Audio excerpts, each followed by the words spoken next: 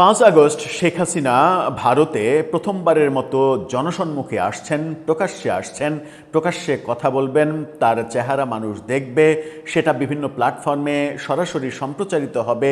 এই ঘোষণা আজকে যখন সন্ধ্যার পরে রীতিমতো ছড়িয়ে পড়তে শুরু করে, তখন শেখ হাসিনাকে নিয়ে আরও অনেক আলোচনা ছড়িয়ে পড়ে। ভারতীয় গণমাধ্যমগুলো আবার নতুন করে মনে হচ্ছে যে এক ধরনের উঠে পড়ে লেগেছে শেখ হাসিনার আদ্যপান্ত নিয়ে খবর এবং নানা ধরনের মজার খবর, গুরুত্বপূর্ণ খবর, কখনো কখনো চটকদার চমকপ্রদ খবর, এগুলো দিয়েই যাচ্ছে একের পর এক। এবং কোনো কোনো গণমাধ্যম একের পর এক নতুন নতুন ইস্যু নিয়ে, শেখ হাসিনা কেন্দ্রিক নতুন নতুন ইস্যু নিয়ে ফটোকার্ড তৈরি করে সামাজিক যোগাযোগ মাধ্যমের তাদের যে পেজ, ভেরিফাইড পেজ, সেই পেজগুলোতে শেয়ার করছে। সেই ঘটনার মধ্যে অন্যতম একটা বড় খবর ভারত থেকে আসছে। ভারতের একটি গণমাধ্যম বলছে, ভারতের যিনি নিরাপত্তা উপদেষ্টা অজিত দোভাল, তিনি বলেছেন শেখ হাসিনার ব্যাপারে ভারত এ পর্যন্ত যত সিদ্ধান্ত নিয়েছে, বিশেষ করে নিরাপত্তা সংক্রান্ত সিদ্ধান্তের কথাই তিনি বলেছেন, যেহেতু তিনি নিরাপত্তা উপদেষ্টা, সেটা নজিরবিহীন। তিনি বলেছেন যে ভারতের ইতিহাসে এরকম কোনো ঘটনা এর আগে কখনো ঘটেনি। শেখ হাসিনাকে এতটা নজিরবিহীন নিরাপত্তা দেয়া কিংবা এতটা গুরুত্বপূর্ণ ভাবার পেছনের কারণ কি? কি এমন ব্যাপার স্যাপার শেখ হাসিনার মধ্যে আছে যে নজিরবিহীন ঘটনা ঘটাচ্ছে ভারত সরকার? চলুন অজিত দোভাল কি বলছে ভারতীয় গণমাধ্যম দ্য ওয়াল, সেটা সহ বেশ কিছু চমকপ্রদ খবর সামনে এনে সেগুলো সত্য হিসেবে দাবি করছে, সেগুলো একটু সামনে এনে আমরা বোঝার চেষ্টা করি কতটা সত্য, কতটা গুঞ্জন, গুজব কিংবা প্রোপাগান্ডা হতে পারে। সেই আলোচনাই করবো এই ভিডিওতে। থাকবেন পলিটিক্স টিভির নিয়মিত আয়োজনে।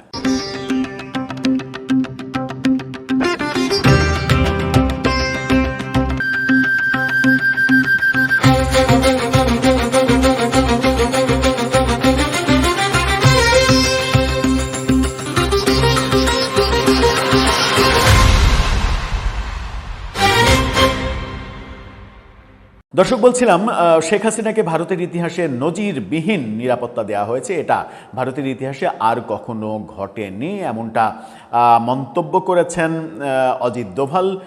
ভারতের জেমস বন্ড খ্যাত অজিত দোভাল, যিনি নরেন্দ্র মোদীর পরে ভারতের সবথেকে শক্তিধর মানুষ, তিনি যখন এই মন্তব্য করেন এবং সেটা যদি সত্য হয়, তাহলে কিন্তু এটা নিয়ে ভাবনার যথেষ্ট অবকাশ রয়েছে। কি বলছে দ্য ওয়াল? দ্য ওয়ালের এই ফটোকার্ডটা দেখে নিন। সেখানে বলা হচ্ছে, ভারতীয় ইতিহাসে নজিরবিহীন নিরাপত্তা পাচ্ছেন শেখ হাসিনা। সমালোচকদের কড়া বার্তা দিলেন অজিত দোভাল। তারা বলছে যে বাংলাদেশের সাবেক প্রধানমন্ত্রী শেখ হাসিনাকে আশ্রয় প্রদান এবং তার অবস্থান নিয়ে চলমান নানা আলোচনার মধ্যে বিস্ফোরক মন্তব্য করেছেন ভারতের জাতীয় নিরাপত্তা উপদেষ্টা NSA অজিত দোভাল। শেখ হাসিনার গুরুত্ব এবং তার নিরাপত্তার কঠোরতা বোঝাতে গিয়ে তিনি বলেন, আপনাকে বুঝতে হবে আপনি কে আর শেখ হাসিনা কে। ভয়ঙ্কর কথা। আপনাকে বুঝতে হবে যে আপনি কে কিংবা কতটা গুরুত্বপূর্ণ এবং শেখ হাসিনা কে কতটা গুরুত্বপূর্ণ। এতটা গুরুত্বপূর্ণ শেখ হাসিনাকে ভারত সরকার ভাবছে কেন? পেছনের রহস্যটা কি আমরা জানি না। নজিরবিহীন নিরাপত্তা ব্যবস্থা প্রসঙ্গে বলা হচ্ছে, অজিত দোভাল গত 5 আগস্ট পরবর্তী, অর্থাৎ 2024-এর 5 আগস্ট পরবর্তী সময়ের স্মৃতিচারণ করে বলেন, শেখ হাসিনা ভারতে পৌঁছানোর পর তাকে যেভাবে দিল্লিতে নিরাপত্তা দেওয়া হয়েছে তা ভারতীয় ইতিহাসে নজিরবিহীন। তিনি দাবি করেন, এর আগে কোনো বিদেশি রাষ্ট্রপ্রধান বা ব্যক্তিত্বের জন্য ভারত সরকার এই পর্যায়ের নিরাপত্তা ব্যবস্থা গ্রহণ করেনি। ভয়ঙ্কর তথ্য কিন্তু। তার পরিচয় এবং গুরুত্বের বার্তা সম্পর্কে বলা হচ্ছে, ভারতের এই প্রভাবশালী নিরাপত্তা কর্মকর্তা নাম উল্লেখ না করে সমালোচকদের উদ্দেশ্যে বলেন, শেখ হাসিনার রাজনৈতিক উচ্চতা এবং ভারতের কাছে তার গুরুত্ব অপরিসীম। তিনি বলেন, আপনারা দেখেননি 5 আগস্টের পরে তাকে দিল্লিতে কিভাবে নিরাপত্তা দেওয়া হয়? তার নিরাপত্তা ছিল ভারতীয় ইতিহাসে এক বিশেষ অধ্যায়। প্রেসিডেন্ট প্রোটোকল ও সরাসরি তদারকি সম্পর্কে বলা হচ্ছে যে সূত্র বলছে, শেখ হাসিনাকে ভারতে বর্তমানে প্রেসিডেন্ট প্রোটোকল দেওয়া হচ্ছে এবং তার নিরাপত্তার বিষয়টি সরাসরি অজিত দোভাল নিজেই তদারক করছেন। ভারতের গোয়েন্দা সংস্থাগুলো 24 ঘন্টা তার সুরক্ষায় নিয়োজিত রয়েছে। ভারতের অবস্থানের প্রতিফলন এটাতে কি ঘটছে সেটা সম্পর্কে বলা হচ্ছে যে রাজনৈতিক বিশ্লেষকরা মনে করছে অজিত দোভালের এই মন্তব্যের মাধ্যমে ভারত সরকার স্পষ্ট বার্তা দিতে চেয়েছে যে বাংলাদেশে অভ্যন্তরীণ পট পরিবর্তন হলেও শেখ হাসিনার প্রতি ভারতের দীর্ঘকালীন আনুগত্য ও সম্মান বিন্দুমাত্র কমেনি, বরং আন্তর্জাতিক বা আঞ্চলিক চাপের মুখেও তার সুরক্ষা নিশ্চিত করাকে ভারত সরকার নিজেদের জাতীয় মর্যাদা ও নিরাপত্তার অংশ হিসেবে দেখছে।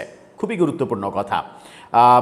গত 24-এর 5 আগস্ট শেখ হাসিনা যখন ভারতে যান, তারপর থেকে এই ঘটনা প্রবাহ নিয়ে অজিত দোভাল এমন মন্তব্য করেছেন বলে ভারতীয় গণমাধ্যম দ্য ওয়াল দাবি করছে। দ্য ওয়াল আরও বেশ কিছু কি বলবো যে আপনি দেখলেই আপনার কাছে মনে হবে চমকপ্রদ এরকম ফটো কার্ড তারা সামনে এনেছে বিভিন্ন খবরের সোর্স উল্লেখ করে।